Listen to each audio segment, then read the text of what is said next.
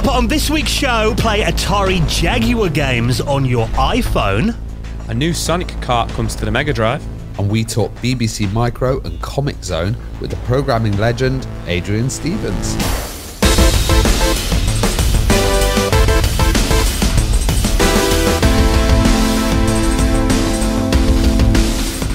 And the Retro Hour podcast is brought to you each and every week with our amazing mates at Bitmap Books. Now, if you're thinking of Christmas present ideas, maybe for yourself, one of their best books. Have you seen Go Straight, the ultimate guide to side-scrolling beat-em-ups? Now, if you love that genre, this features over 200 games and spanning 37 years. Starting with, of course, the legendary Kung Fu Master, and then finishing with indie brawlers like Mother Russia Bleeds and Streets of Rage 4, and all the massive games in between. You can check that out and the rest of their retro gaming collection at bitmapbooks.com. And with our friends at PCBWay. Now, I'm sure you know about PCBWay. They offer fully featured custom PCB prototyping, low-cost and very high-quality boards. And if you're in the market for services like 3D printing and injection molding, they've got you covered. While you're on the website as well, have a look at the Shared Project section. They're huge supporters of the retro community. So get an instant quote right now and check that out at PCBWay.com. Hello and welcome to the Retro Hour podcast, episode number 457, your weekly dose of retro gaming and technology news with me, Dan Wood. Me, Ravi Abbott. And me, Joe Fox. And great to have you joining us for the podcast. It comes out every single Friday and celebrates all the wonderful things about the world of retro gaming and technology, chatting about the big news stories that have been making the headlines over the last week, and welcoming on veterans of the industry to tell us their story in the second half of the show. I'm pretty shocked to see as well that it is our final podcast of November. You guys feeling festive yet then? I'm already sick of Christmas tunes, but yeah, I'm feeling festive because I've had a massive cold. Yes. And the weather's changed. Seasonal cold. All the snow and stuff. But I spotted something that was really rare, like a rare Pokemon kind of popping out, and that was a video from Dan Wood as well. I wonder where you're going with that then. Yeah, you're right, because I did see a lot of people. The reason I mentioned Christmas is I've been seeing this all over my timelines. People getting hold of the Spectrum. That, of course, has been a kind of a massive deal in retro this week. But a lot of people saying it has to go back in the cupboard and surprise me under the Christmas tree in a month's time. That's one for the mums and dads, isn't it? Like a present. You know, getting a Spectrum and, yeah, you can bring back some old memories. It looks like quite a decent unit. What do you think of it, Dan?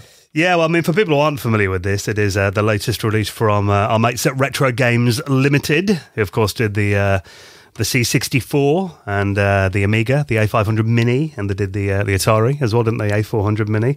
And this is their latest one. Now, you know, full disclaimer, none of us are massively into the Spectrum. I mean, you know, I was always a Commodore kid growing up. You know, Joe, you were consoles.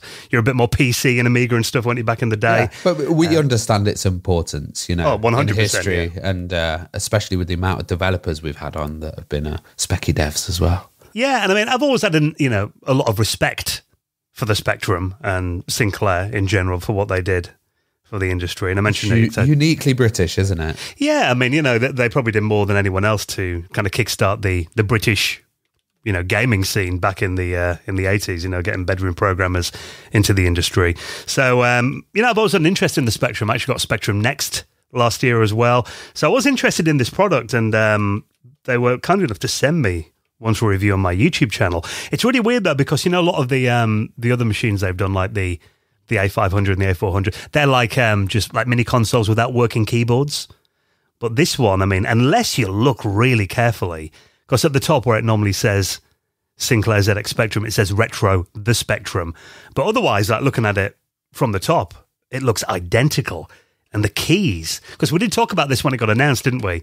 We were concerned as to whether the keys would be as awful as they were in the original. They were Spectrum. notorious, weren't they? They were these kind of rubber keys that, you know, we've had a lot of people say it was quite hard to program on. A lot of people loved programming on that as well. But yeah, I think it's quite an improvement with these keys. And of course, not having the Spectrum brand on there, because I think it's owned by B Sky B or Sky. Yeah, which is weird, because I mean, they did license it from them.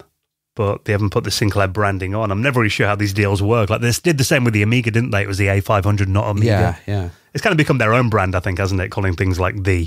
But yeah, I think they've done a really good job with it. So I'm pleased to report that the rubber keys do feel just as mushy and awful as they do on the original machine, which to me is a bonus. And then you turn around the back and you've got 4 USB ports on there, obviously HDMI out. A couple of really cool things I liked about it is that you can actually simulate loading cassette tapes from it. So what, the actual speed as well? Yeah, well, there are files that you can download. Kind of Spectrum games come in a variety of formats. You can either get ones that kind of load instantly, or you can get ones that are basically, as an original cassette tape was, and complete with like the loading screens and the the screeching sounds of binary coming out your speakers. That's the real nostalgia, isn't it? Some people absolutely love that loading sound, and we'll kind of sit there and it's like the soundtrack of their youth, like before 100%. Video game music, you've got the loading sound, and then it jumps in and those kind of intro screens and stuff. So yeah, it's cool that they've included that. It's even got a virtual cassette tape control built in as well, so you can pause and rewind and fast forward the tape. Which I thought was pretty neat. There's also, and this is something that quite surprised me when I saw it, there's third-party solution for the Spectrum called the EULA Plus. This is basically like an enhanced graphics chip that people have been using that expands the Spectrum's colour palette from 16 to 64 colours. And there is a little kind of an indie scene of people making demos and games specifically for the EULA Plus, and that is included in the Spectrum as well. It emulates the EULA Plus games and titles. Well, I've got a question for Joe, and I was thinking, like, now you've seen, the Spectrum released and the C64 and stuff. What do you think's next? Oh, somebody at work said to me the other day, "Have you seen the N64 minis coming out?" And I was like, "Hold on, right, slow down." What is that? I think I'd know. And I know that sounds so arrogant, but I was a little bit like, and we'd literally done the news like the night before. Yeah. And I like quickly clicked on like time extension or something, and I was just like, "No, this ain't happening yet, man." Like, I was like, it's rumors. I think the next one will be. I'm not a gambling man. The Dreamcast 2. Oh, it will probably be another mini computer, but I think we'll see the Dreamcast before we see the N64 mini. It'll be maybe like an Acorn Electron might be an interesting one. Yeah. I think what I've heard some rumblings about. I've heard that maybe there could be an Atari ST Mini coming out in the new year. Yeah, probably. It's just rumours. No insider knowledge. But yeah. So, I wonder if you know, mate, who talked about the N64, they're talking about that analog N64. Ah, maybe. Yeah, could have been that. But yeah, I mean, that's the thing. Generally, I like, as someone who didn't own a Spectrum back in the day, I do really appreciate this device because I haven't got the original machine. So I think a lot of the times when these come out, like, when the Amiga Mini came out, I was like, yeah, it's cool, but I've got, an Amiga 1200 next to me. So I think this is definitely something I'm much more interested in, having machines that I don't already own the originals of. So the Spectrum out there now, I think most places have sold out. I think first weekend. I did see a few people a bit miffed that it's not available in America yet. Oh, okay. But hopefully that will be something they remedy. But yeah, if you want to check out my YouTube review, about 15 minutes going into the Spectrum in detail, I'll link that up in this week's show notes. Now, we have got a brilliant guest this week, actually, going a bit old school, back to the BBC Micro days to kick off with Adrian Stephens. Yeah, so Adrian Stephens was a great guest because, we have a whole history here, and I love guests that kind of, some people dominate certain time periods. Adrian's programming history, went from 8-bit to like 32-bit to 64-bit. You also had, a bit 16-bit in there as well. He's got a real interesting history, and yeah. But what did you think of this, Joe, as well? Because I know you're not like a micro native, but there's some titles like Comix Zone that he worked on later. Yeah, I love that. You're not a micro native. So other than the fact that I was going, I'm completely lost. I don't know what any of this stuff is. It's an education, Joe. It was an education. No, I thought it was a really, really, really good interview. Adrian's had a fantastic career, and kind of going from, I always love to hear those stories where it's like, going from bedroom coding. And I found it really interesting that in his early coding days, it just kind of all came to him. Like, he doesn't recall being taught it or learning how to do it. He just could, through trial and error and stuff like that, which I thought was really cool. And then ending up in, in such a short time frame, ending up in California working on LucasArts games and Disney games, and then, you know, going from there onto the PlayStation, the N64, and, you know, onto the PS2 and stuff like that. You know, he did Vigilante 8, like you say, Comix Zone, which we cover in great detail, and then a game that me and Ravi both love, the True Crime series as well. Yeah. And hearing all about that, and kind of like, I hate to say it's links to GTA, but obviously everybody's mind always goes to GTA with those kind of open world sandbox kind of games, you know, where it's crime and stuff like that. But it was really, really interesting to hear all about that. It's quite mad. Like when he started out, he was 16 and he kind of just put in, you know, Killer Gorilla, which was a kind of, you know, very similar game to Donkey Kong. And that went straight to the charts, like the top of the BBC games charts. And then he was doing like arcade ports for ages. And then he also went out and started doing like playing around with 3D for like Interphase and CyberCon 3 as well, which was out on the Amiga and the ST.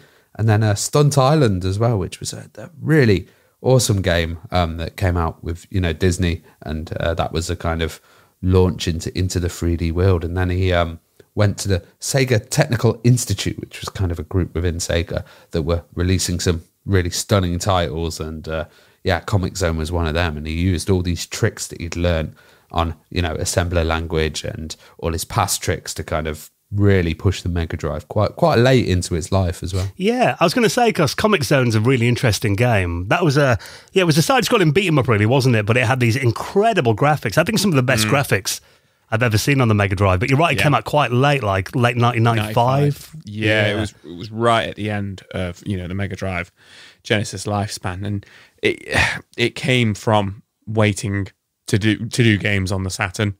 And it was like, okay, let's do Comix Zone instead. And it's just like hearing about the programming and the development in it. You know, you've got all the parallax scrolling in there, but then you've got like all the stuff that's going on in the foreground and how it's an extremely colourful game. Yeah. And he goes through how he was pushing it, you know, the Mega Drive to its limits, because by that point the tech in it was like 7-8 years old. And, you know, all the little tricks he was doing to get more colours out of the palette and more colours on the screen at once and stuff like that was really, really interesting. And kind of like what was happening with Comix Zone behind closed doors and, you know, like the money side of things and stuff like that was really, really interesting. Yeah, because I mean, you think, you know, the PlayStation had been out like 6 months in Japan by the time Comix Zone came out over here. So, definitely a highlight of the late Mega Drive collection of games. So if you want to hear more about that, our special guest is coming up in about half an hour from now, Adrian Stephens on the podcast. Now, before we hop into that, of course, first half of the podcast is when we update you on what's been happening in retro from over the last week. A little roundup of the news stories that have caught our attention. By the way, big thank you to everyone who has submitted these stories in our Discord, because we'd have a little section in there, a little channel just for news stories. If you spot something interesting in the week, pop it in there. We'll hopefully cover it on a future podcast. And, of course, me being our resident Atari Jaguar fan, was quite interested to see that... I still don't know how to pronounce this. We've talked about it before, haven't we? This is the Atari Jaguar emulator. It's either Big PMU or Big PEMU or Big PMU. I still don't know. I'm going to go for Big PMU, I think. Yeah.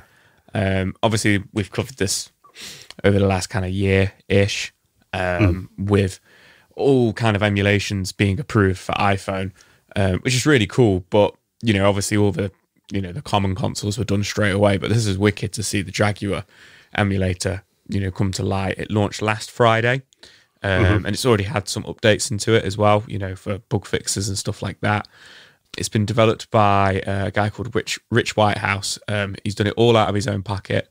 You know, mega fan developer. He's worked on Jedi Knight 2 and Prey as well. Oh, there you go. So he's got a little history there. Yeah. Yeah. So I haven't actually played any of this, like, you know, iPhone, iOS emulation at all. Have you guys had a play with it at all? I've not really touched it, but I've known that Android phones have had it for a long time. Yeah. And, you know, for the iPhone, this seems like, a new thing, but that's because we're kind of Apple boys. You know, Dan was like, I need you to test this app, and I was like, do I have an Android device in the house? Yeah, we were talking about the other day, weren't we? Yeah. And it's not because it's bad. It's just because it's just not a system that I've got, you know, hooked to the Apple wheel. They've got their claws in me. Yeah. But it's good to see. And I've never really been a fan of gaming on the phone, though. I always find that a bit odd. And that's Joe and I were talking about this the other day, weren't we? About games on iPhones and how, it's like we like the idea of it, but in principle, it's like, yeah, just I like to press the buttons, and I know you can get all those little devices and stuff like that. And as you guys know, I'm sure some of our listeners know, I've wanted a Jaguar for years, and I've just not pulled the trigger. And I'm just like, it's only $9.99, so I'm a little bit like, I could grab this, and it's going to a good cause because Rich has put on X as well that he's put about £1,000 into this in software. That's not including any of the labour or anything like that. He's just, he's put about £1,000 into it out of his own pocket just to get it, up and running and on there and everything like that. So, if a few people buy it, then, you can try and recoup some of the loss. And I wonder how much of a cut Apple takes out of that sale as well. Well, there's that as well. And I'm like, oh, I could buy that and I could play Alien versus Predator on my lunch break at work. I did buy it because, and I'll open it now on my phone. You can hear what it sounds like when you open it. It just vibrates. I thought it was going to roar. So you get the Atari Jaguar kind of cube spinning around and then it claws the screen. That was very anticlimactic. Yeah, when my phone's on quiet. Let me try launching that again. It feels like it should. Here we go. I think my phone was muted. Let me try opening that again. Because I was hoping for the Jaguar kind of... there you go. That's what we wanted. So this is the world we live in. We buy a very expensive phone and then run like a Jaguar on it. Yeah, absolutely. And it's, it is only version 1 of this application, and I haven't installed any games yet to see how well it works. Again, it's just, I've got an Atari Jaguar literally 2 meters away from me with a flash card and then all the games on it, so don't really need to play them on my phone. But again, I thought it's a cool thing that Rich is doing, so I want to support him. But I'm looking through the list of enhancements that it's got as well. He's saying that this is the first Atari Jaguar emulator to feature compatibility with the entire retail library, so which is definitely a good thing. And it should run with default settings on most iPhones, I think, from like an iPhone 5CE. From what we've heard from developers, it's quite hard to develop for the Jaguar. So I can imagine emulating it would be quite a tough task with its bespoke hardware there. So it's great that it's got that compatibility. There's even some enhancements in it as well. For example, a lot of the games on here will run at full 60 frames per second when a lot of them didn't on the original hardware. It's also got save states, which I think is quite nice. You just need achievements and then Joe will be on it. Like, yeah, you know me too well. It can also do movies. So you can record, gameplay while you're playing. It's got Atari Jaguar CD support, including the virtual light machine, which is functional. That's pretty cool. Yeah, in a rave, playing around on that. It's got some nice shaders included too. Yeah, it does feel like, a lot of effort's gone to this time travel mode as well, which, again, I was talking about the Spectrum before. That's got that built in, like the rewind function, which is like, considering how hard old games are, I think that is always nice to have, being able to rewind back through a section of a game where you died. So it does sound like, obviously he's worked on this for a while. Like you said, he's sunk a lot of his own cash into it. So if you are curious about the Jaguar, obviously Rich loves a Jaguar that much and he wanted to make it more accessible to people. I think. Yeah, and I think he's got a big history of, doing good stuff for the Jag as well. So this is great. Well done. Continue, Rich. Yeah, love it. Yeah, so like I said, only a tenner. So that is available now on the iOS App Store. This is really cool. I love this. Now, essentially, this is just marketing for a new movie, but this is amazing marketing for a new movie, isn't it? This is Sonic 3. I was going to say Sonic 3 the Hedgehog. Sonic the Hedgehog 3, which is due to release, I want to say just before Christmas, the new film. So yeah, this came out, what we're talking about here, came out last week, which is actually a promotional Genesis cartridge and clamshell box of Sonic the Hedgehog 3, but the movie version, which isn't quite as exciting as I just made that sound. It's not like the entire Sonic the Hedgehog 3 Mega Drive game. It is a little kind of like promotional demo. that runs on real Genesis hardware. I'm not too sure if it will actually run on the Mega Drive because it's all Genesis. I can't imagine why it wouldn't, because a lot of Genesis games did. But it is a glorified little piece of marketing, which I do love. But you get the clamshell, which has got the original American box art for Sonic 3 on there, but it's all the modern looking film versions of the characters, including Shadow the Hedgehog, who wasn't in Sonic 3. He came, a little bit later with Sonic Adventure 2, but he's in there. He's hiding in the bushes if you look closely. And then obviously the cartridge, which is an original, Genesis cartridge, and if you plug it in, there isn't an awful lot on there. There's some sound bites of all the characters from the film in their 16-bit glory, and they sound pretty good, to be perfectly honest.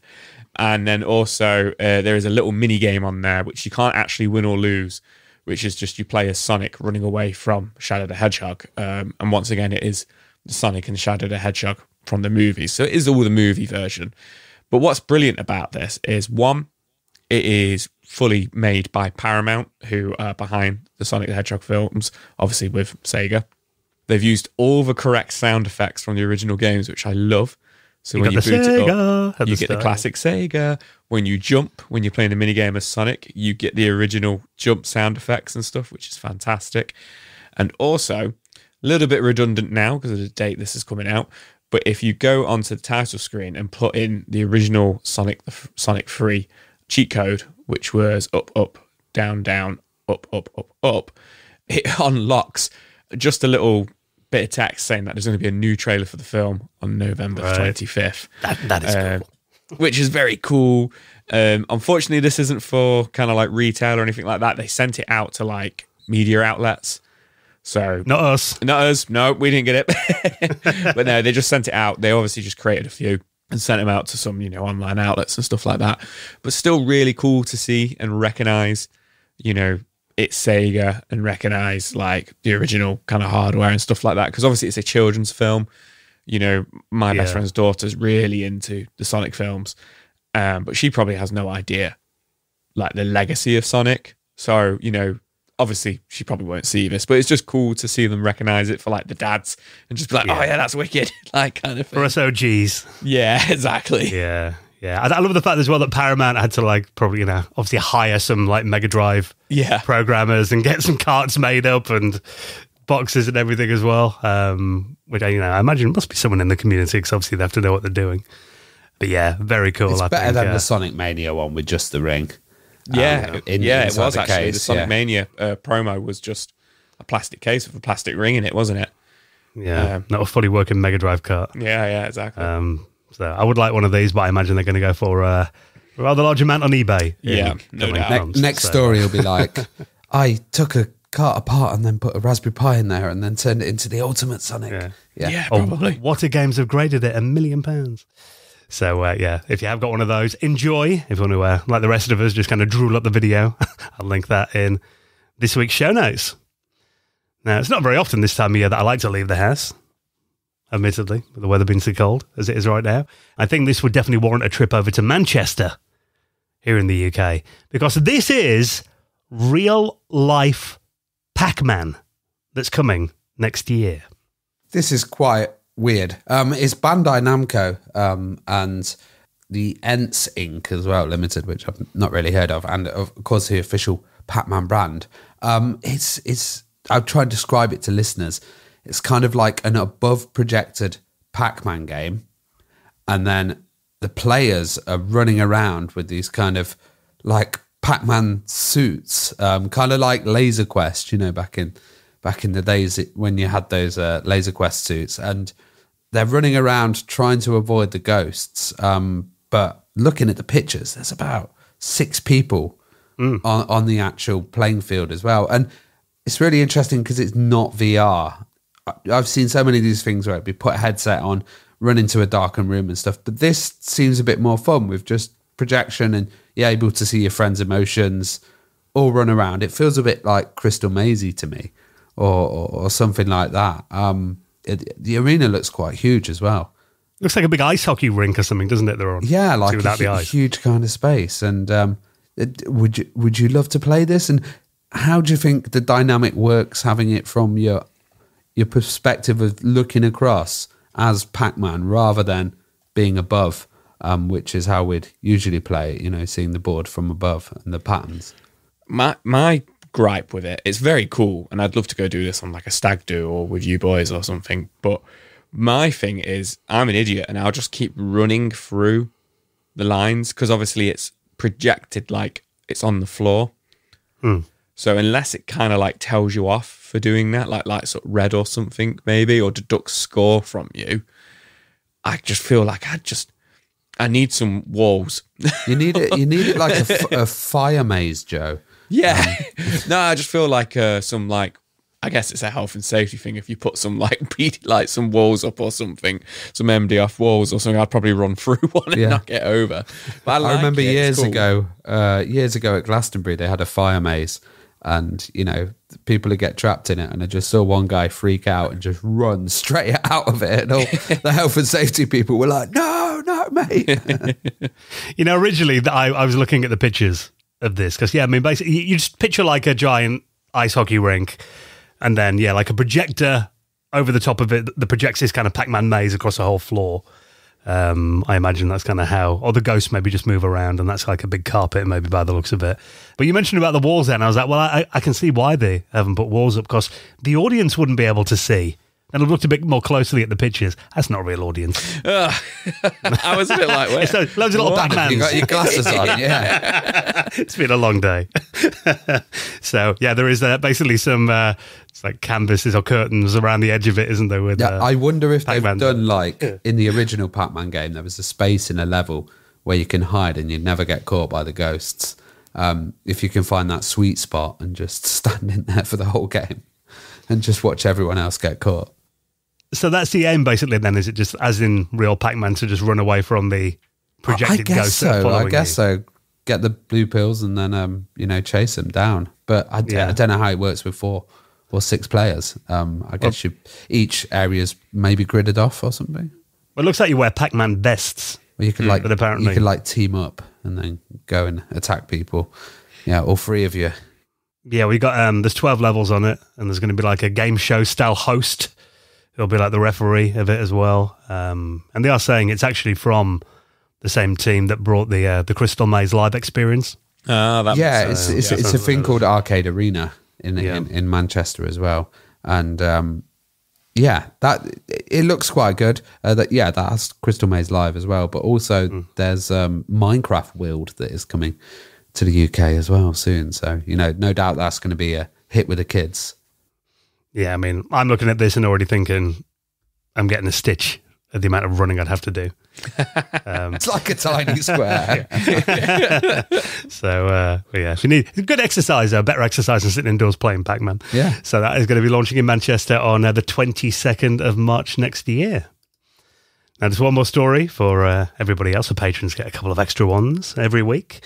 But this is quite cool to see. Now, this is a unofficial fan-made prequel to one of the most notoriously difficult adventure games in history. And this is Sierra's codename Iceman. Yeah, it's a really weird game. It was created by Jim Walls, who was notoriously kind of strict with games and a sticker to the rules. Whenever you play Police Quest, it was very much about police procedure, and it would punish you with instant death. It was really tough. This was next level. So codename Iceman was interesting as well because it wasn't set in such a PC time. They had a lot of interactions with women and stuff that probably would be a bit today. And I think this game is kind of, a prequel, and it's kind of taking the mick out of that. Yeah. Like how codename Iceman became himself in that game. Also, it's one that's a complete favorite now on Twitch.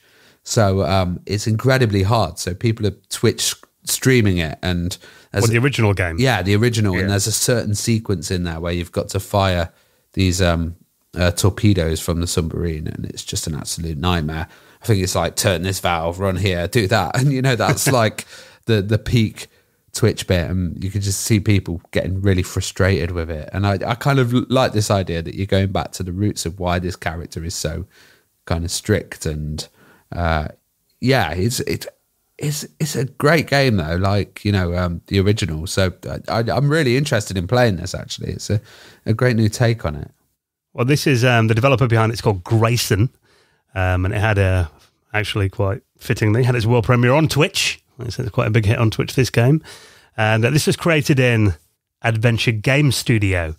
And the game is called Kid Name Ice Boy. So it is a fan-made prequel to the Sierra title, Codename Iceman. And it follows him as a kid as he embarks on the adventure of his young lifetime, a trip to the US Navy's new submarine camp program. Now, this is free if you want to download it on their itch page. So definitely worth a try. Runs on Windows. And it's only a short game, about half an hour by the looks of it. But the graphics on it, I think they've really nailed that Sierra style, haven't they? Yeah. And it was a bit later, Codename Iceman, you know. So I'm just looking through the video at the moment. They've got the torpedo section in it. And this kind of sums it up as well. They've got one whole day, which is called Fundamentals of the Lathe. And it's about learning to use a lathe. And I forgot about that kind of, you know, it's really, really complex game. So, yeah, I can imagine, you know, this really boring environment and the kid being like, this is amazing. You know, it looks like it's full of japes. Yeah, I mean, like I said, it's free. No reason not to give it a download and a little play. So I'll be doing that this weekend. So if you want to check that out, I'll put that in the show notes. If you just want to check it out, actually, there is a long play of it on YouTube as well.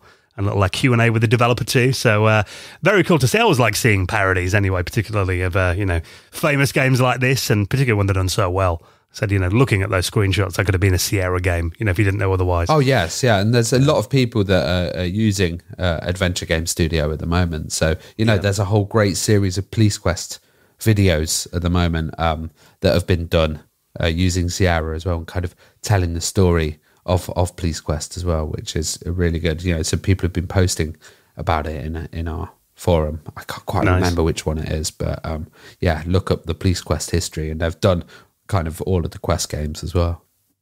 Awesome. So if you want to check that out, I'll put that, and of course all the rest of the stories. You don't have to Google around. I save you the job every week by putting them in the show notes on your podcast app, or you can head to our website and click straight through from theretrohour.com. So of course it is start of December next week. That means only one more Patrons Hangout of 2024, and it is going to be our virtual Christmas party. It's always a good one, isn't it? Get your Christmas jumper out. So we want.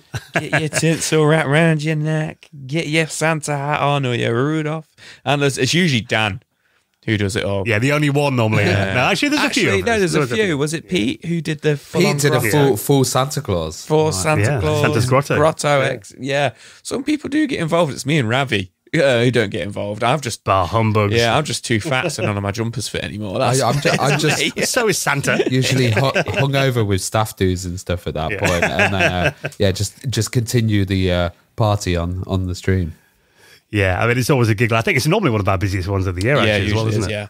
Yeah, Christmas. So we thought we'd give you plenty of notice. That's coming up on Sunday, December the 15th. If you haven't joined us for one of our Patrons Hangouts before, basically just a bit of a giggle, really. You know, we geek out about all things retro and much more as well, like a massive Zoom call. So all patrons are welcome on there. You can either come and chat, show your collection off if you're a new one. You know, if you're a new member, that's always nice to see. Or you can just lurk if you want. You know, we have people who just kind of have it on the background and have the camera off. However you want to get involved, we'd love to see you there for our final Patrons Hangout of the year coming up on December 15th. Same day that we're going to be recording the Christmas quiz as well. So I know Slopes is going to be our quiz master this year, is preparing some, I'm sure, very easy questions. I've been researching all year, and I'm still going to probably lose, but you know, keep the expectation low, and then if I go over it, then yeah. Well, we're going to have our. It is a bit of a Christmas tradition that Paul Drury and Oliver Wilmot join us, so they're going to be back. Yeah, retro gamer. Yep, we're going to be back on the podcast again for the Christmas quiz. Joe and I teaming up this year I'm going to win. Well, as Ravi just said, it wouldn't get your hopes up too high. What? Team. Normally, I think we won, though, last time we teamed up. We did, yeah. I think I just rode your coattails, I think, if I'm honest. Yeah. And Ravi's going to bring on another special guest, so Secret Weapon, to hopefully help him win the quiz, finally. Magnus first time Magnuson. So, yeah, we're going to be recording that on the 15th, and then that'll be out the following week. Looking back on our best of 2024 as well. And also another episode of our bonus podcast, the Retro Hour After Hours that we do just for our lovely patrons. I think this time we're going to look back on some of our favourite tech innovations and gaming innovations of the last 30 years. You'll get that before the end of the year. So very good time if you want to join us and be part of our wonderful patrons community. And we have got a couple of new patrons to induct into the most prestigious high score table in the world of retro gaming, and that is the Hall of Fame. Hall of Fame. Who we got, Ravi? Heather Stephens. And Paul Coates. Yeah, thank you so much for your support. Of course, Heather, their core design fame, who we're hanging out with in Norway back in the summer. Thank you so much for your support, Heather, and Paul as well. So if you want to join the Retro Hour Patrons community, all the details are at theretrohour.com. Right then, just quickly before we hop into our guest this week, Adrian Stephens, who's coming up on the podcast in just a minute, going inside the world of Comix Zone, the BBC Micro, and much more as well. Let's take a second to give a massive thank you to a regular supporter of the Retro Hour podcast, and that is our wonderful mates at Shopify. And when you hear that sound on Shopify, that's like music to your ears, isn't it, Ravi? Oh, yes, that's a sale. And we've actually set up a store on our Shopify, and it's been working really well. We've been able to post to regions all over the world, and it's just a fantastic, easy system to use as well. I've set up stuff previously, like e-commerce sites on WordPress and, other sites like that. And it's been an absolute nightmare of me having to update everything, it crashing and just not being able to sort it. But having like 24-hour support on Shopify is just perfect. Any problems, I can just get some help. Yeah, it does it all for you as well, which is amazing. We've been selling our books. So if you go to our website and you want to buy one of our books, you'll be doing that via our sponsor, Shopify. And that is what they're there for. I mean, they are the all-in-one commerce platform designed to start, run and grow your business. If you sell anything at all, I mean, it's revolutionizing millions of businesses all around the world, and even selling in person as well. They've got those amazing little shop-ready point-of-sale systems as well, so if you're at trade shows, that kind of thing, they're perfect for that. And of course, their incredible all-in-one e-commerce platform too, which the great thing about it is, like we said then, they let you focus on the thing you really want to do, which, in our case was, is writing our book. We didn't want to mess around having to figure out all the back end of it and design and coding and all that. They take care of it all for you and give you industry-leading tools ready to ignite your growth and even get you selling across the social media marketplaces, your Facebook, Instagram, TikTok even as well, and that incredible course library to really help you improve your success every step of the way. They'll be there to support you. So no matter how big you want to grow, they'll be there to empower you and give you the confidence you need to take your business to the next level. So if you want to get serious about selling, why don't you give Shopify a try today? Now, of course, we've got you a great offer, like we always do with our sponsors. Why don't you try out Shopify for just £1 a month? No brainer. So if you want to try it out for a £1 a month trial period, head to shopify.co.uk/retro hour, all lowercase. That's shopify.co.uk/retro hour. I'll put that in this week's show notes. And get ready to take your business to the next level today with our friends at Shopify and hear a lot more of this. All right, then, well, thank you for checking out the news on this week's show. I'll have more for you on next Friday's podcast. And, of course, next, getting ready to hear some stories about the BBC Micro days, going into stuff like Stunt Islands for the PC with Disney, Sega, and of course the amazing Comix Zone as well, with our special guest Adrian Stephens. He's coming up next on the Retro Hour podcast.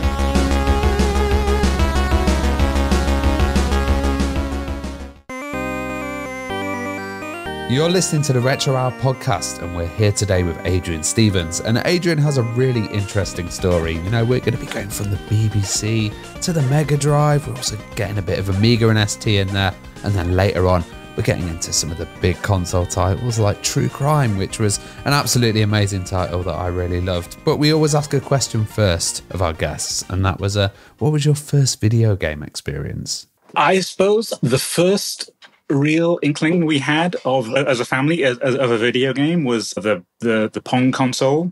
You know, those little knockoff things you would get, you'd plug it into your TV and you'd have two paddles and you'd basically bounce a ball back and forth between them. And then there were all these variations on it where basically you got two paddles and you bounced a ball between them. Or, you know, they were all basically the same game, but with tiny minor variations. But yeah, that was probably the first, other than going into arcades, because I was growing up in Felixstowe in Suffolk, and it's a nominally seaside town. So it had, you know, the required pier and, you know, arcades, is the word. So yeah, played quite a bit in there, but I suppose the main experience was probably the Pong machine. And was you a big fan of the arcades and the Pong machine? Did it captivate you? Was it something that really interests you, or did you have other interests at the time? I do remember getting pretty obsessed with, you know, the home Pong thing. I would play with my dad. It was kind of one of the few things that me and my dad could do together, because I was not interested in his stuff at all, and, you know, probably vice versa. But that was something we could actually do together. You know, I was not a sporty kid. You know, so there was none of that kind of typical male bonding over football and whatnot. But Pong, we could relate on. And how did you kind of get into programming then? And what machine did you have? And where did you get the kind of information and stuff from, manuals or magazines? Yeah, it's a good question, because it's hard to really remember exactly how that started. But I think the first real programming thing I think I really had was my physics teacher. Had a programmable calculator, and he lent it to me. And I was just totally enamored with the ability to actually instruct a machine to do a series of things. It just seemed, not that it was miraculous, it was more that it just felt like this is something I am destined to do. It totally fits with the way my brain works. And I think soon after that, we had a neighbor right across the road who was an engineer at British Telecom. And he was technical enough to, you know, he was building his own computers. And this is in the day before anyone had a home computer. And he let me, you know, go over to their house and basically play on it. And they were away for, you know, some period of time. And I would go over to the house every day and just obsessively do little things with it. And initially it was just basic. But this is the weird thing. I have this sense that I somehow innately knew how to program in BASIC without ever getting told. I just knew that there would be a statement that would let you move from one place to another, and I knew it was going to be called goto. And I don't know how that seemed to be already in my brain, but it somehow was. And how old were you at this time? I'm assuming you were quite young doing all this. Well, I am a very old person right now, so I think I was probably 14-ish. Yeah, that's amazing. So not super young. But young to be doing that. Younger than anything I was doing. More advanced than anything I was doing at that age. Well, I mean, it was simple stuff. It was just the weirdness was how somehow it felt like it was innate knowledge. I didn't have to read a manual to say, to print this, you just type print and this. I just did it. And you know, that says nothing about my competence or anything like that. It's just this weird, I don't know. It just felt like it was made, my mind was made to do this somehow. I find it fascinating as well that you kind of came from scientific calculators, because a lot of the, you know, companies like Sinclair, Commodore, they all produce their own little calculators as well that were all programmable, and they were really cool back then, you know, good way of learning. They were amazing because, you know, I had no prior experience. And it just totally captivated me, the idea that I could do this. And it was, you know, I think I wrote things like, you know, base conversion routines and stuff. And they're all very simple stuff, but it's just such a huge leap from using a calculator to, you know, you type in the numbers and you push the equal sign, to actually being able to tell it to do a bunch of things. It just was a revelation, I suppose.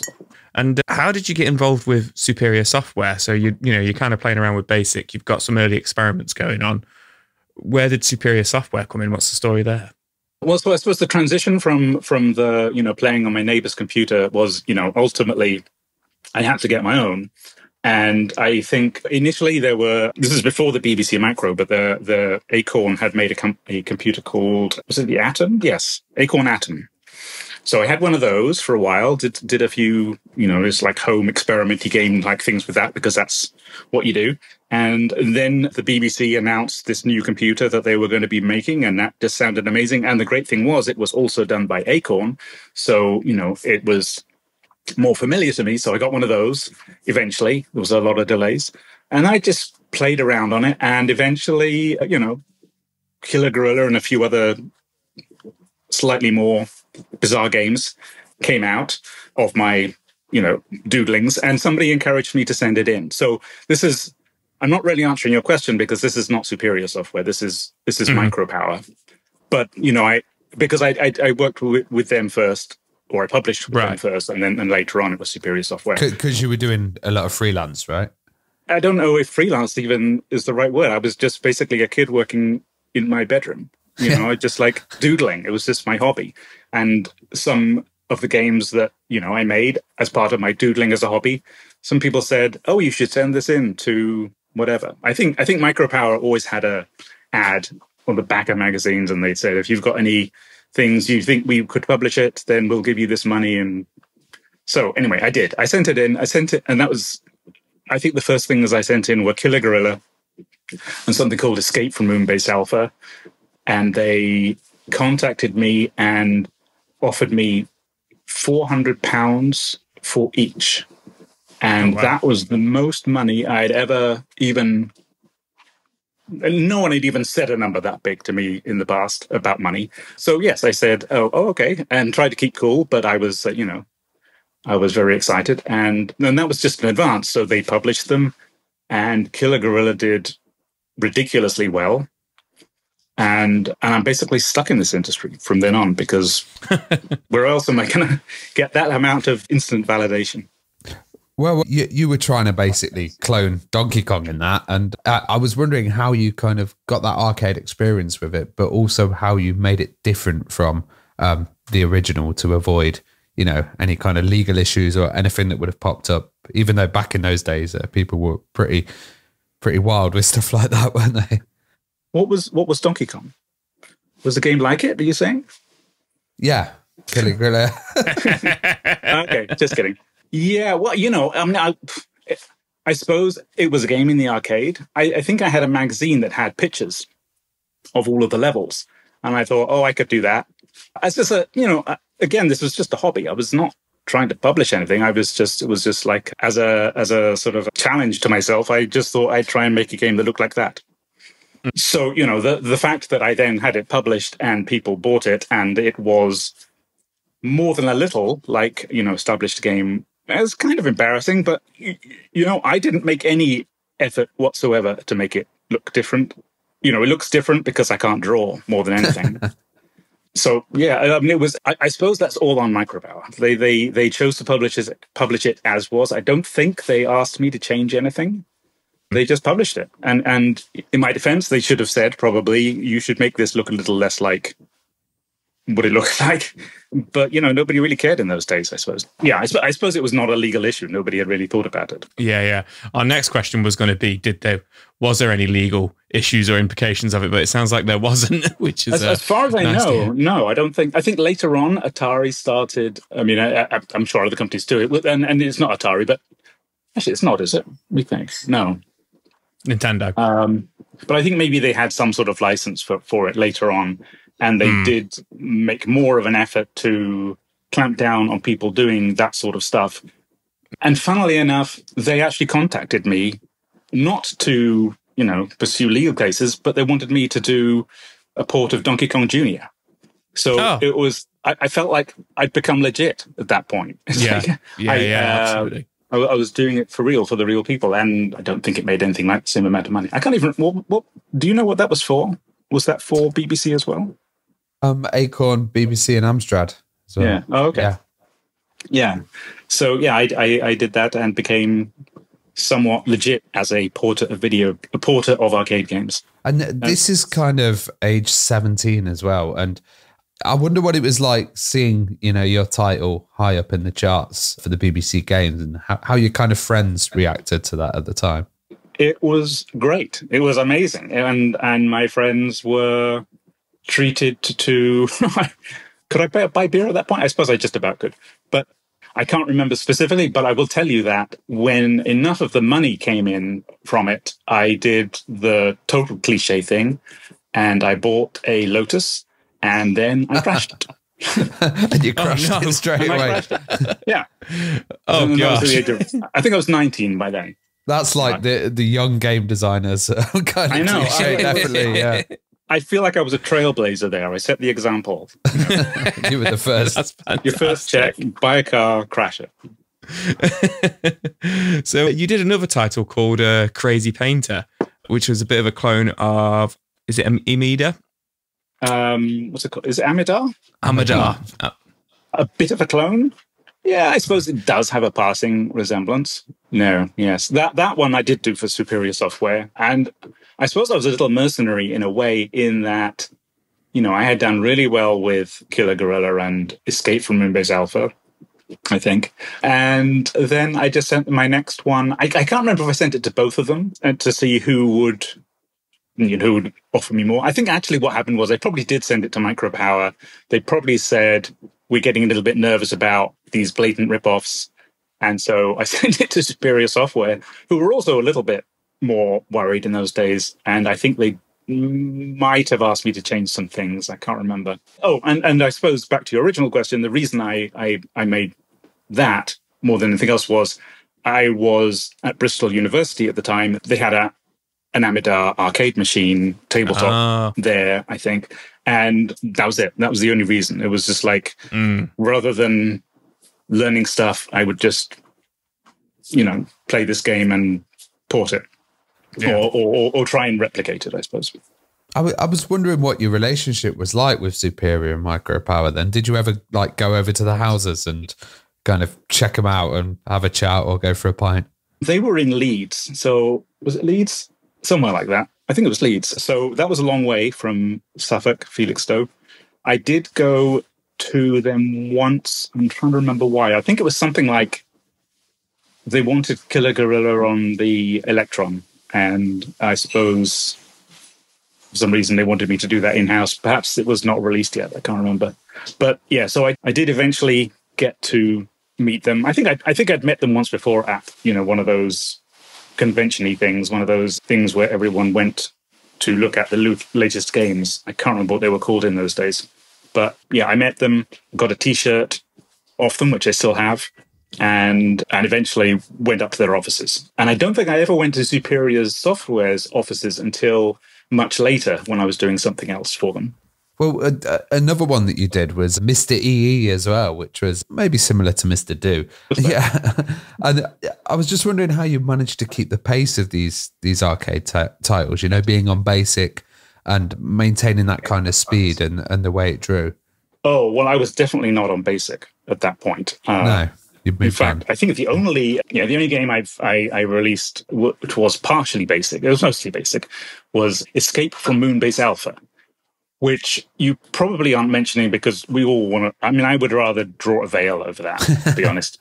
And actually, I met somebody many years later and worked with them called Dean Lester, who had bought it and was unhappy with me for that. So I feel like it's a game I have to apologize for. Anyway, since then, other than that game, the games have always been, assembly. And it was the BBC Micro's greatest gift to programmers of those days was that it had a built-in assembler. So you weren't restricted to BASIC. You basically used the BASIC as a way to assemble your assembler. And that was just so door opening in a way, because on any other computer, it was a big hassle to try and, get around the BASIC that was there and find some way to do assembly with it, getting other applications and whatnot. So yeah, it was all assembly. Did you take to assembly as much as how easy you went onto BASIC, or was it like a big step up? And did you have anyone helping you, someone to bat ideas off? It was kind of a revelation. It wasn't like I had any sort of innate ability to code in assembly, sadly, but I remember poring over the manual, looking at each of the instructions, seeing what they all did, and then trying to cobble stuff together with that. And, the speed difference is so astronomical In those days, especially when it was compared to interpreted basic, it was like a factor of 100 faster, possibly. It was massively liberating. All these things that you couldn't have done, now you can. Was there many struggles like porting to other systems at the time? Or I guess if you're doing it in an assembler, it was quite easy. If it was just BBC Micro or Electron, then that was not really a problem unless you were trying to use some sort of mode that the BBC didn't have. Actually, the big problem with the Electron was that it was very slow. So if your game works okay on the BBC Micro, it wasn't going to necessarily work okay on the Electron. And that was very disappointing. Suddenly finding that your nice, not particularly smooth graphics in the first place were now unacceptably janky. But yeah, I suppose porting to things like the Amstrad was more of a challenge because it was a different chipset, different processor. And I can't really remember how I did those in parallel, but somehow I did. Did you ever play with the Dragon? I was wondering. The Dragon. Let me think about that. No, I don't think I ever did. It was an odd machine, wasn't it? Yeah, and there were a bunch of very strange machines in those days. Like, what was the one with just like the little 2-line LCD display? Oh, New Brain, I think. Yeah. Have you heard of that? I've heard of it. I've not actually seen one in real life. No, yeah. Me neither. But it was like the era of people experimenting with all these. These machines were not trying to be compatible with each other whatsoever. They were just trying to see what could they make with, the pieces they could find out there. So all these machines were totally different. Like was it Auric? Was that a machine? No, that's the Blake. That's Auric? That's Blake 7. Auric, is it? Auric. Anyway, yeah. All these weird, totally unique machines, of which only a few sort of rose to the top. I never did a Spectrum game, which I feel like I sort of missed out on. Mm-hmm. It would have been interesting to deal with that challenge. But, there was a lot of snobbery between Spectrum and BBC Micro users, I suppose. Yeah, that was a whole playground war back then, wasn't it? Yeah. Well, you did an interface, which was actually given away with ST Format magazine. Did you get much feedback from players about this game? And was it, considered ahead of its time? Yeah, I think I didn't get much feedback. I think I remember reading the reviews, and I think they were mostly positive. It was a somewhat miserable game to make. The experience was very long and arduous, and nobody really had a very clear idea of what it was going to be. And I had already basically said, I don't know what this is going to be, so somebody else tell me. I was just sort of playing around with 3D routines because I thought that was a new thing that I could experiment with, and it was interesting to me.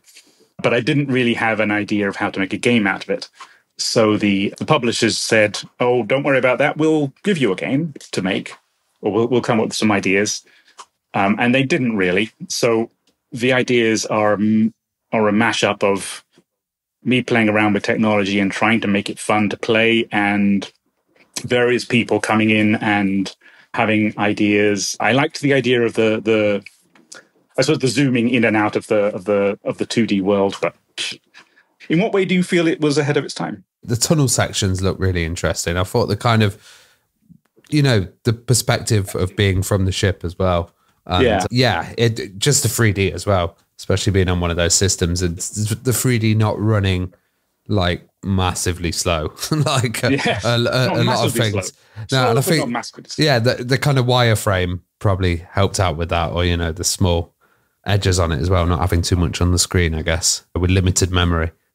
Yeah, I mean, it was solid still, right? It was not wireframe. Yeah, there were solid sections, yeah. Yeah. It was sort of a tech demo that got turned into a game, I suppose, in a way. And I'd actually been playing around with 3D for quite a while at that point, because it took a while to go from me making some 3D routines and showing everyone and saying, look how cool this is, to actually getting an actual product out. So, and I have to admit, I was inspired more than anything by Elite. Yeah, that was such a revelation in itself. The fact that you could do that sort of thing on a humble BBC Micro, and I then started trying to write some 3D routines on the Amstrad initially, and got some interesting results from that. And it led to me working on a game for the Atari, for the ST, that was going to be a big 3D space opera. And that kind of fizzled for various reasons. And then I kind of got in touch with Mirasoft somehow, and Interface was born. I wonder what the difference was, working for these developers for the ST and the Amiga compared to, those BBC days. Well, in a way, it was sort of more of the same. I think the harder thing was that you're not now faced with just this command line and, a built-in BASIC. Suddenly you're using proper separate programs and tying them together with scripts and all this other crap. So, it's a big leap towards what development would become. And, plus the huge speed increase. I could suddenly fill screenfuls with circles and triangles and whatnot in a way that just seemed amazingly fast. There was an interesting one as well, which was Power Play, the game of the gods as well. What's the kind of story behind that? So, I suppose the story was in college, I had some friends and we decided that after college, we would start making games professionally. We basically start a publisher, I suppose, is what we really wanted to do. And that was Arcana. Or was it Arcana? I forget. Arcana. So I started that with Max Taylor and somebody else whose name I've sadly forgotten.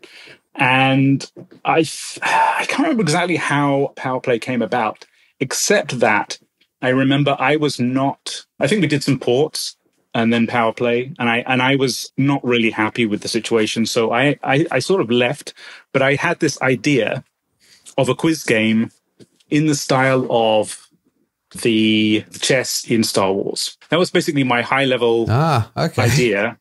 Star Wars chess plus quiz game. I think I got into quiz games in pubs, maybe. And I can't remember if I even wrote it, to be honest. Did I?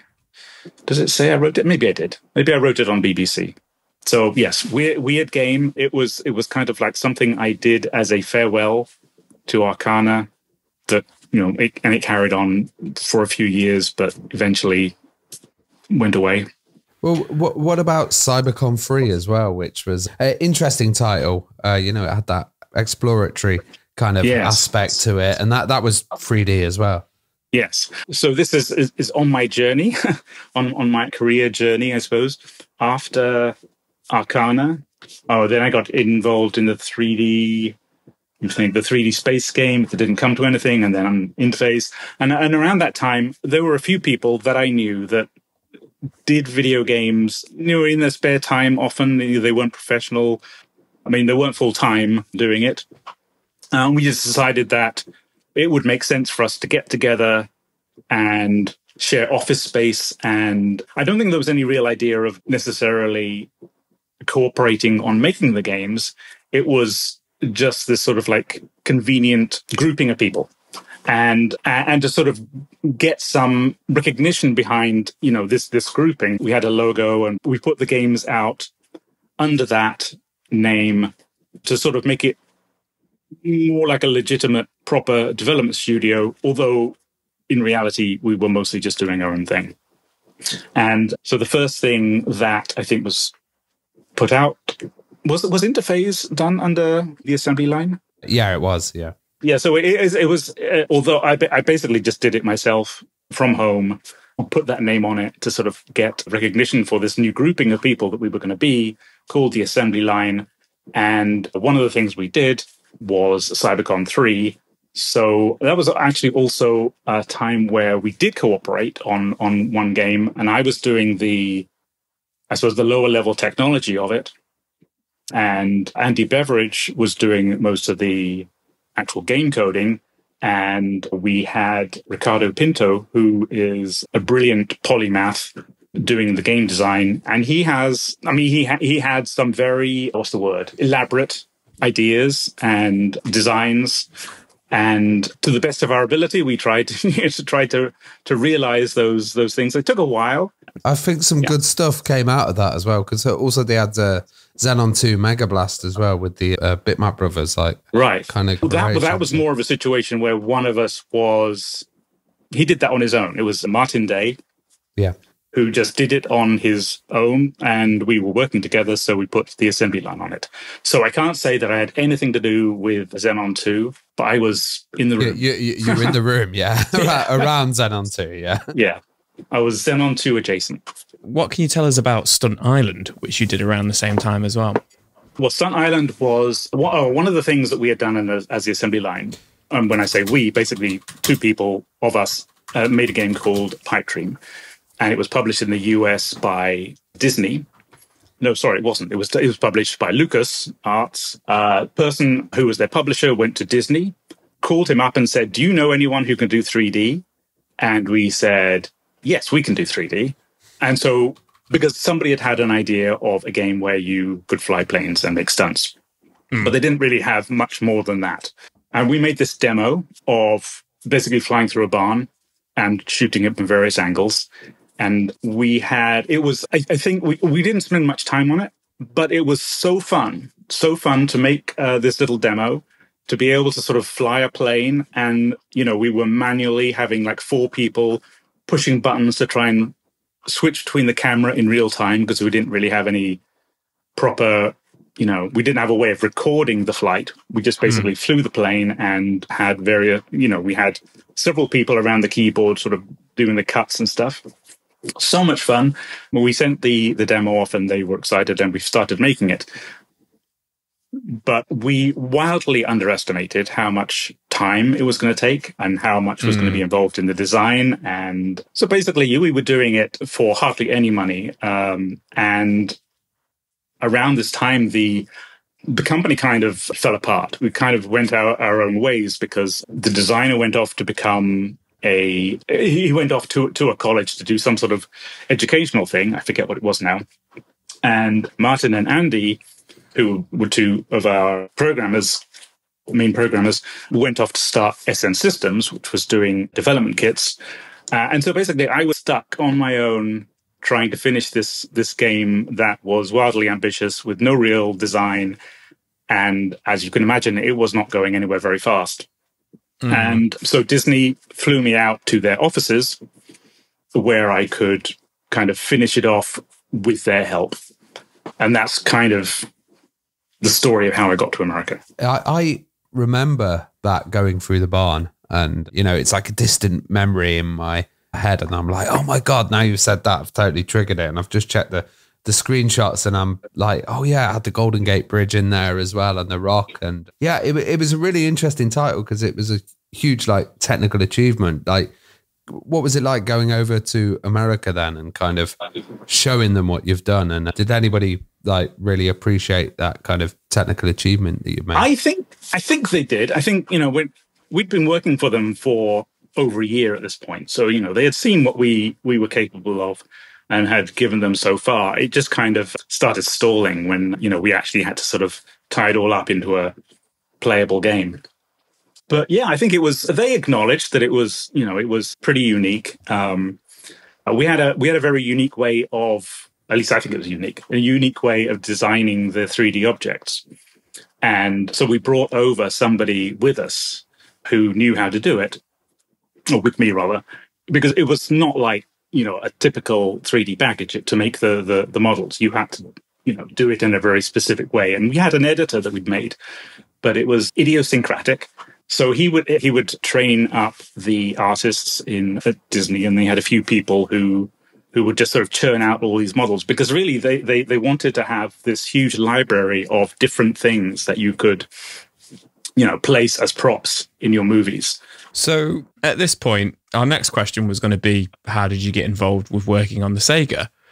So yeah, I was at Disney. My erstwhile company was falling apart back in England, or not really falling apart, just sort of like disbanding essentially. So as I finished this game, I really didn't have anything left to, go back to. I was going to have, and what's more, I was very broke because we hadn't been paid for months. I couldn't afford food while I was there. So I basically ate whatever was in the fridge at their offices. And that was also the time at which, I went there with short hair, and I was stuck there for 6 months finishing off Stunt Island. At the end of it, I had long hair.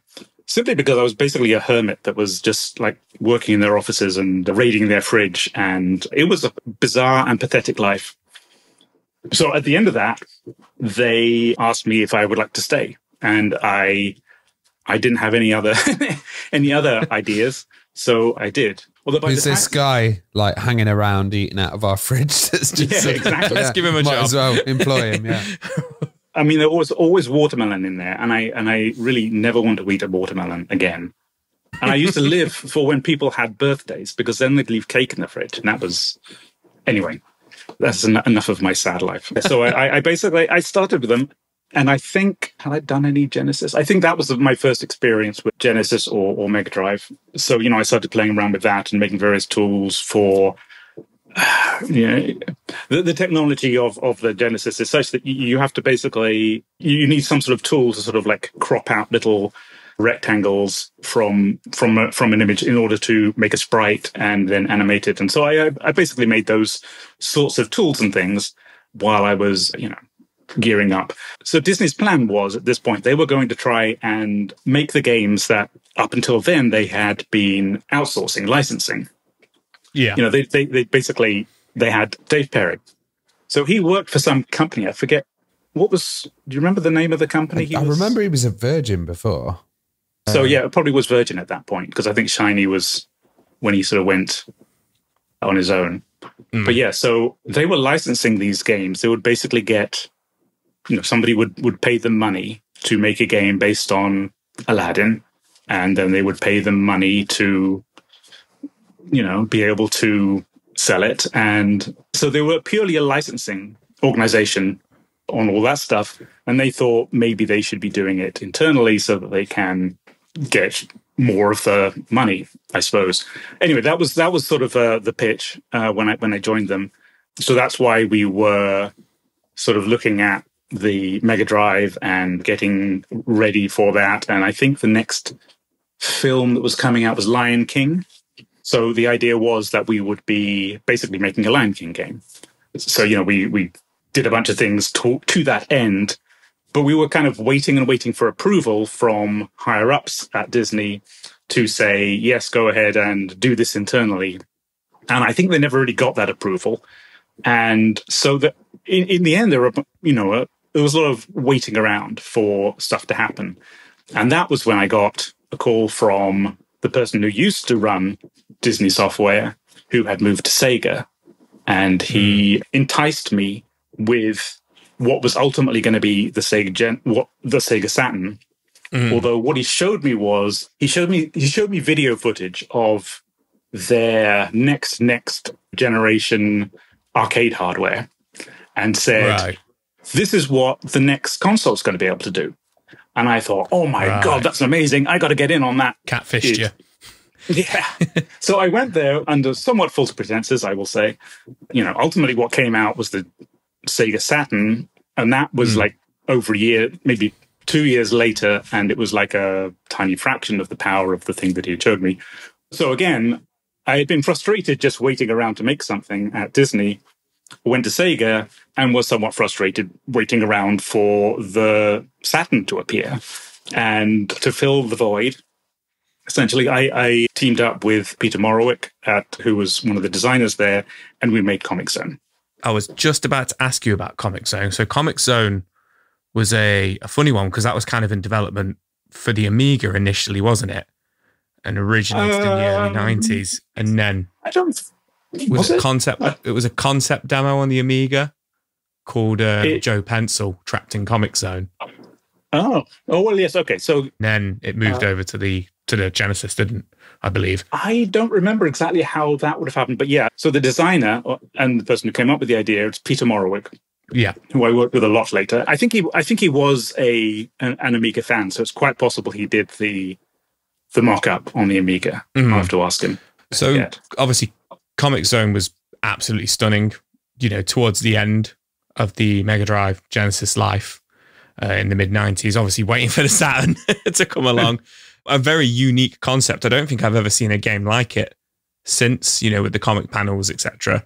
What were your thoughts when you did first see the concept, and what challenges did you have kind of programming for it and developing it? Yeah, it was very challenging, actually. The Genesis was, hang on, I should call it the Mega Drive, shouldn't I? The Mega Drive was, at that point, it had been around a long time, and people had done a lot of stuff with it. There were various techniques that people had experimented with. And I was pretty new to the thing. Apart from making the tools at Disney, I really hadn't done anything much with the Genesis.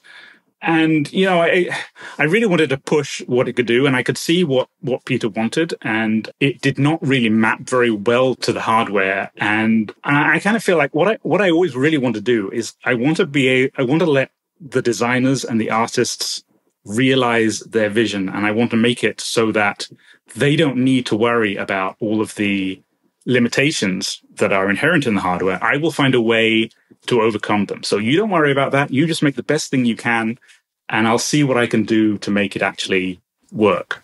And to that end, you know, one of the limitations, and I'm going to get some of this wrong, but some of the limitations are things like, you know, how many colors you can have in one area at one time, and how many, because this is like a tile-based thing, how many tiles you can realistically have in memory, and what colors things can be as you go, you know, as the sprites are in different places.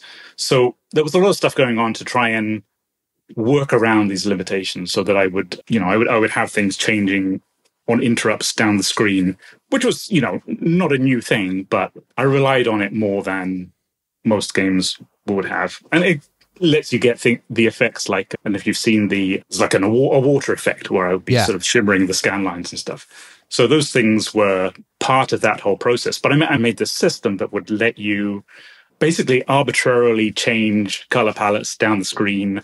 And so long as you didn't go too crazy, it would just work, in quote marks. I bet the artists loved that. I bet they were just like, oh, yes, more colors, which is... That's what I used to love. Yeah, and you know, they had no idea what craziness I was going to behind the scenes, and there's no reason for them to either. But it was a lot of work to get all that working well. And the other thing that I suppose was a big deal was that we had a limited amount of ROM space. You know, we couldn't. They came in various different sizes, I think. And you know, if you put it on a ROM that was bigger, it would be a lot more expensive to produce the what are they called, cartridges. So we had to get it to fit in a 16 megabit cartridge, which is 2 megabytes. And there was just no way that those graphics would fit in that as is.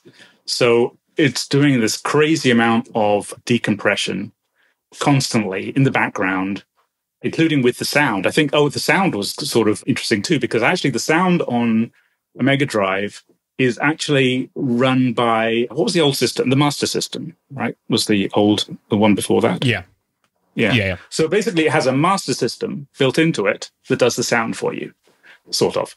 So we had that also decompressing sound and playing digitized sound, which I think was a new thing. I don't think people had done much.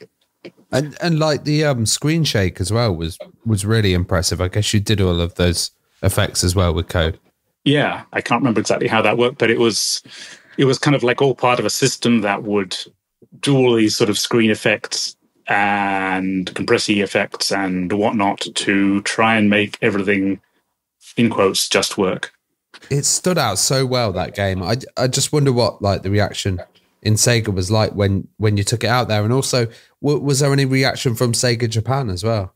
Well, I remember spending a lot of time trying to get it through their QA process. There were various little bugs, of course, that...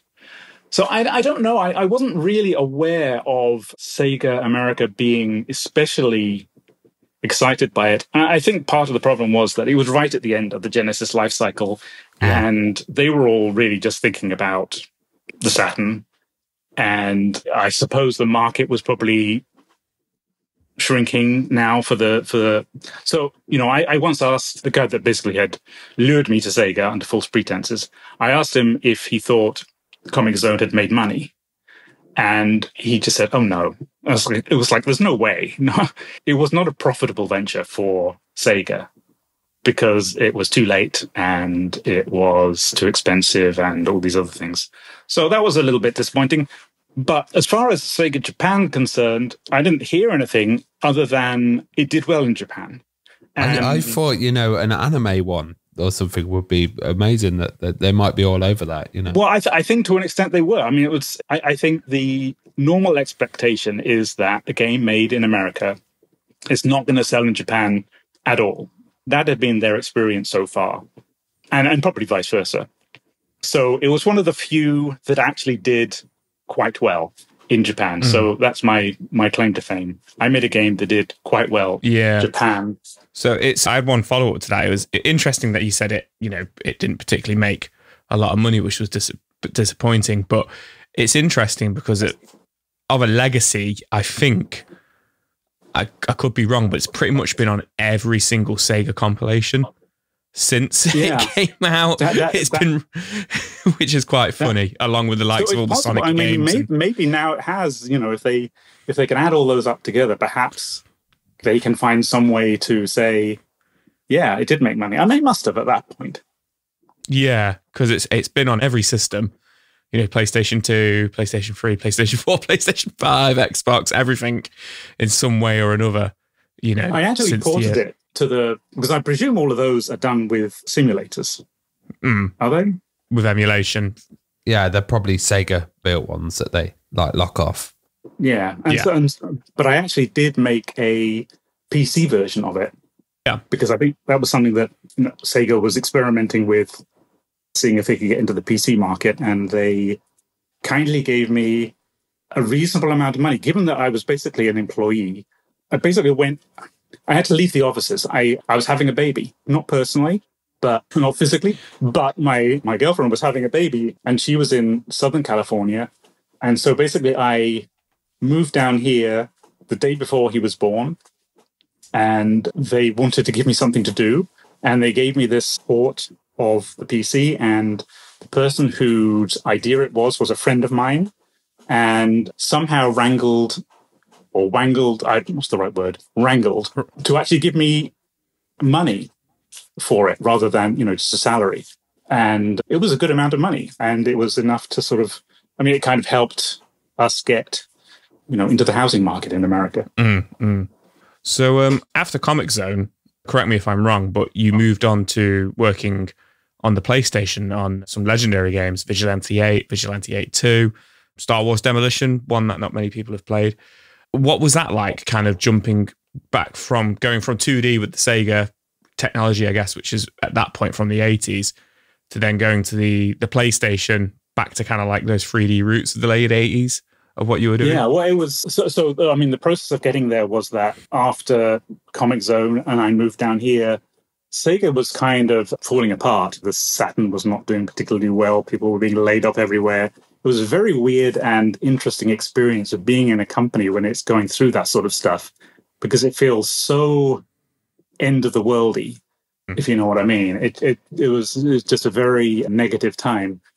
But, we kind of leapt the gun. Me and Peter Morowick decided that we would go out on our own. And I talked to Activision people at some point about, was there something I could do for them if I was to hypothetically leave Sega? And they had this game called, what's it called? Interstate 76, which was a PC game. Yeah. I think it wasn't out yet, but I can't remember. But they wanted to basically put it on consoles as well, on PlayStation. And so that was the original idea behind, and that gave us the confidence basically to start our own company down here, me and Peter. And actually, I do remember what we were talking about before we started this, but I'll go back to that later.